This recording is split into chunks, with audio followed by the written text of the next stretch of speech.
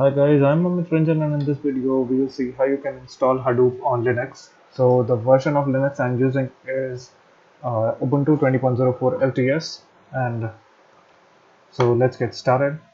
So open the Hadoop website, go to get started, and over here you can see prerequisites. In prerequisites you can see that we need to have Java and SSH that should be installed on the machine. So let's go to the Hadoop Java versions, and it's already actually open.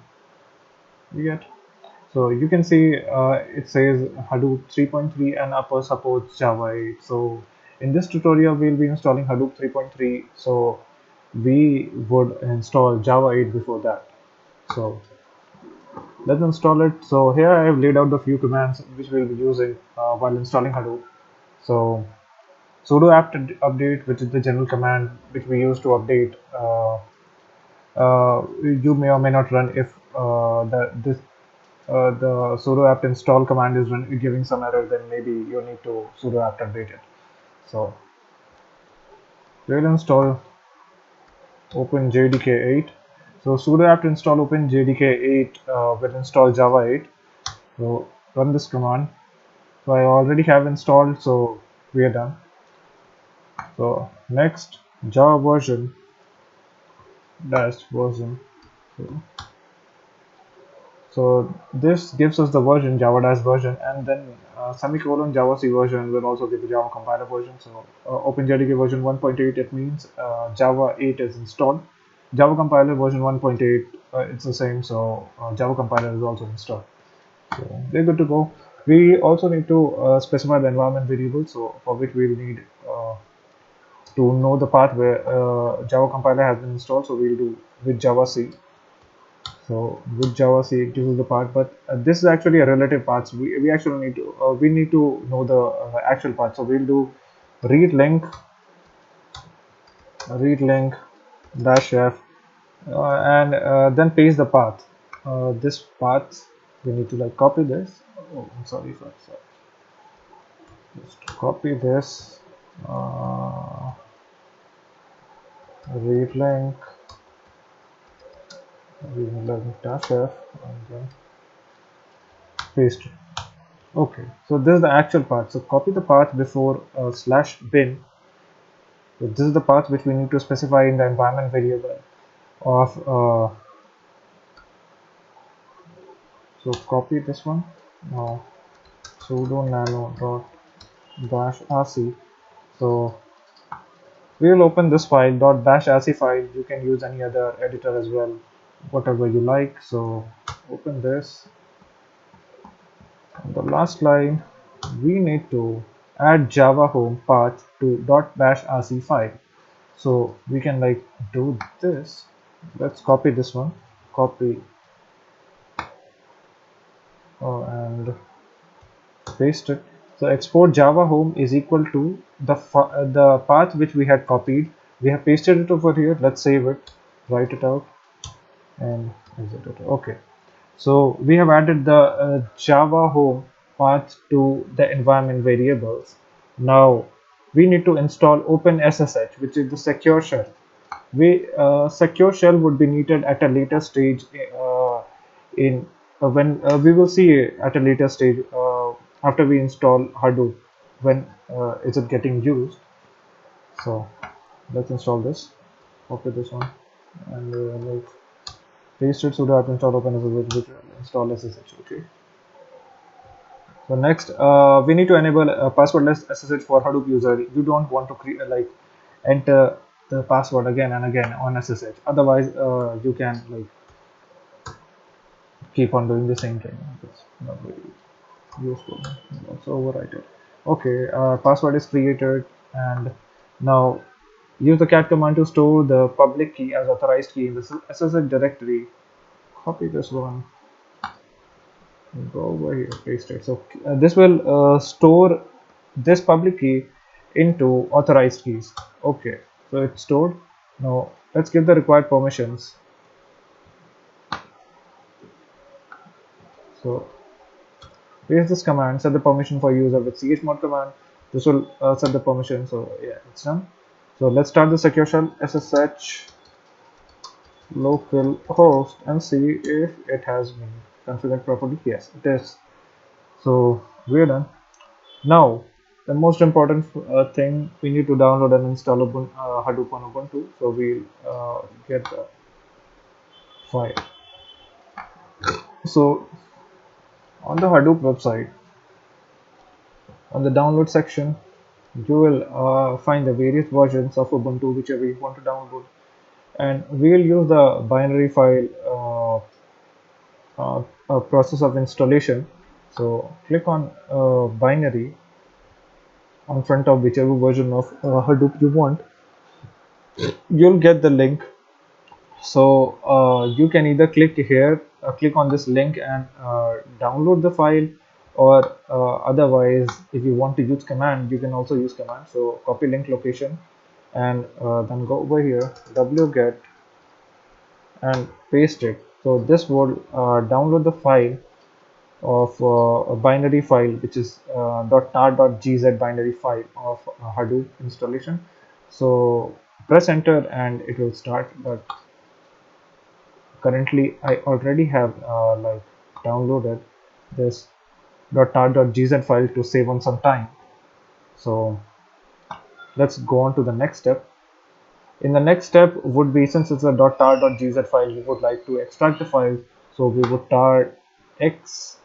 So we would do you would do tar xzf and then specify the file name or whatever is the Hadoop version which you have downloaded. So specify that and extract it. So after you have done these two steps, so next process would be to modify a few files. So here you can see that first of all we'll modify the bash RC file. So the bash RC okay. So the bash RC file is actually needed again to specify a few more environment variables. So we'll open the bash RC file, sudo nano.bash rc. The bash RC file is now open. Now go to the bottom and then we need to specify these environment variables. So I'll copy these and just paste it and then explain one by one. So first of all is export Hadoop home. So export Hadoop home is the location where you have downloaded the Hadoop file and extracted it. So my path was open this and now go to properties. So it's /home/amit and then it is the name of the folder. So let's see, it is /home/amit and then the name of the folder. So this is the Hadoop home file, and remember just to put it over here and not /bin or other thing, since over here in path we have been using the same $hadoop home/bin and $hadoop home $hadoop home/sbin and a bin. So don't write a /bin over here, otherwise it would be redundant and the path would mismatch. So other variables would be same, Hadoop install and other, you don't need to modify other things. So let's save this one, write it out. Okay, exit. So we have successfully modified that file. We have added the environment variables. Next would be to modify some of the Hadoop files. So this is a must step which you will have to do when you install Hadoop. So since you will see that many of the files are need these configuration XML values. So we'll go to etc, let me show you, it's over here, Hadoop, and then you'll go to etc folder, again it's Hadoop. So you'll find first you'll find this file, hadoop-env.sh, hadoop-env.sh. Open it on line number 37, uncomment. You'll find this line as commented like this. Just remove the hash sign and it will be uncommented. Now you need to specify the Java home. You'll be having some values over here. Just remove it and then paste the Java home. Now, what value would you use over here? So for that, we will open sudo nano dot dash rc and go to the bottom, and you'll find this value. Now you need to have the same path which you are specifying it over here. Copy this one and just paste it in front of Java home is equal to whatever it is, and just paste it. Yeah, so I already have the same thing, so just paste it over here and save the file. So next thing you need to modify is, after Hadoop env.sh, core site.xml. So for core site.xml, we go to the same folder. In the same folder, you can find core site.xml as well. So below configuration and slash configuration, in between these two, you add this value. Now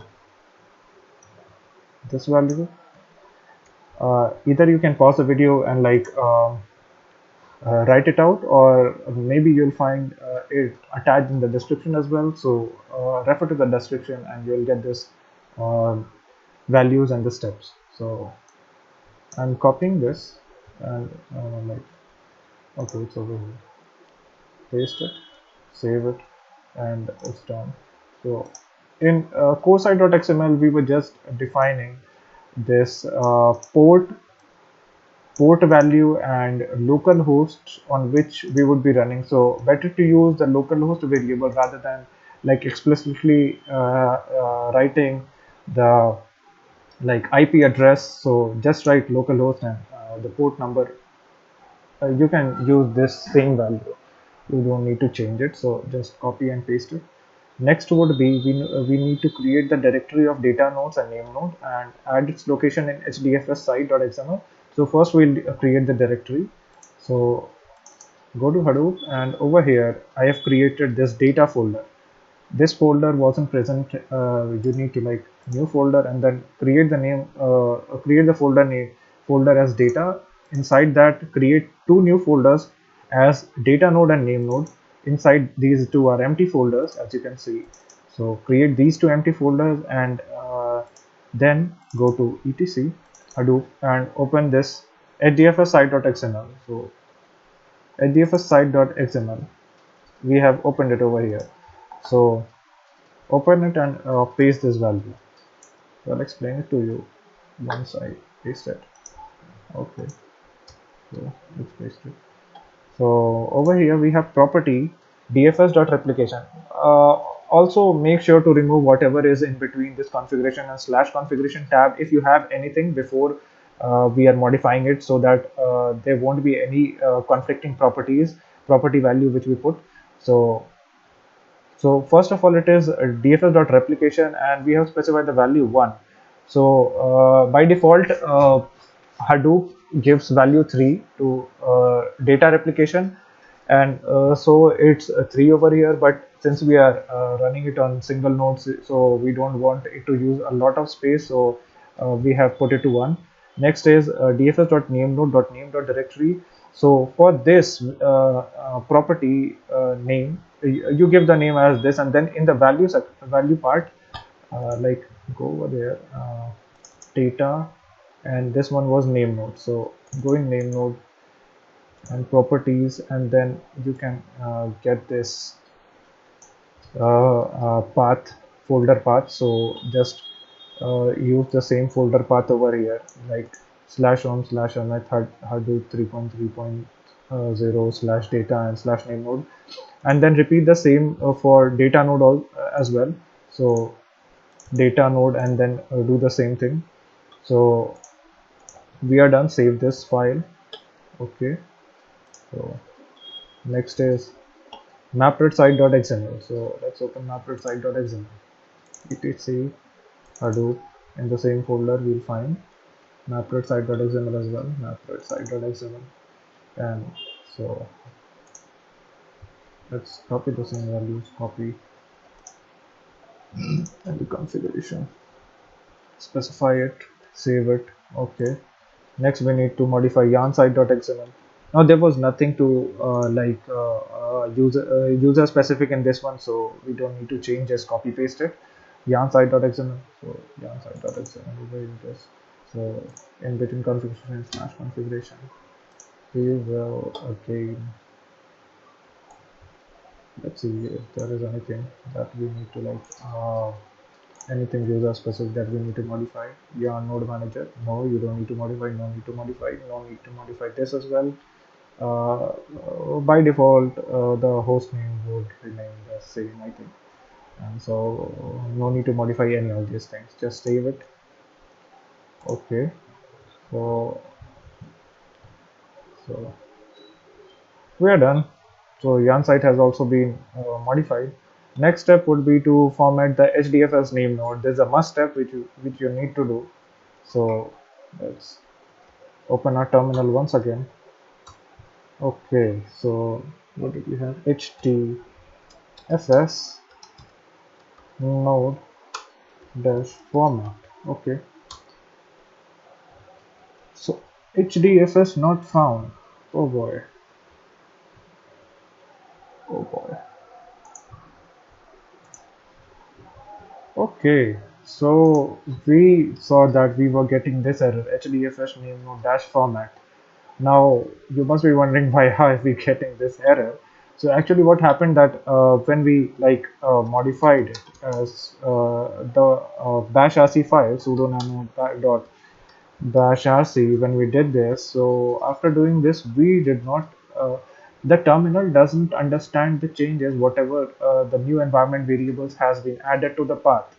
So you can either restart your terminal, or you can do this, like you can where is it, um, it was like source uh, this slash dot bash rc. When you do this, now your terminal is now updated with the new environment variables and it now understands. So let's do HDFS name dash format and it's now running. Okay, we were getting some warning. Let's see what was that. It says that logs does not exist. Oh, it's creating. So no error at all. Everything. Starting name node, host is this, version is this, class path is this. Everything is running fine. It's running fine. It's running fine. No errors. No errors. No errors. It's all info. It's all info. And yeah, we are done. I think Hadoop is installed successfully. So let's start it. So when you do slash yeah, start dfs.sh, start dash start dash dfs.sh. Okay, this will run. Now one thing you need to know very necessary is DFS is distributed file system. Now Hadoop uses a distributed file system known as HDFS, which we were calling from that time as Hadoop distributed file system, and using that it performs all. Now Hadoop is some system for big data, so already it might be quite clear that we would be using like some cluster of computers. So, but over here we are just using this Hadoop on a single node system. So anyway, so start yarn. Next is to start yarn. Paste it, start yarn.sh. Now always remember to add .sh, because sometimes I just write start DFS and it doesn't run, and you might be wondering that why did not it start, because in Windows you might be able to start DFS by just writing start DFS without .sh, but in yeah, Ubuntu or Linux you need to specify the file extension as well, so make sure you specify this. So let's see if JPs, JPs. Right. You can see we actually always need this name node, data node, resource manager, node manager, and secondary name node. these five should always be running to for the Hadoop to be running successfully. So Hadoop is installed and is running successfully. So we can like access the Hadoop here from the browser from this. So let's open this, copy it, and paste and go. So you can see that Hadoop is running successfully. So started time and everything else like this, the Hadoop GUI. Like SSH, as we had discussed earlier, now SSH is being used over here to connect with the local host. Okay, so the other is Yarn Node Manager. So you can also like access this, and Yarn Node Manager will give you the information about whatever jobs are running on the cluster, Hadoop cluster. So that's it, your Hadoop is installed successfully. Now you can go on and perform whatever Hadoop jobs you want. And so, okay, so one last thing, you would want to like stop all these running processes, so you can do stop all.sh, and so this should like stop all Apache Hadoop daemons. Okay, so it's like it gives you a 10-second window since it's all critical tasks, so you don't want to like it gives you a warning.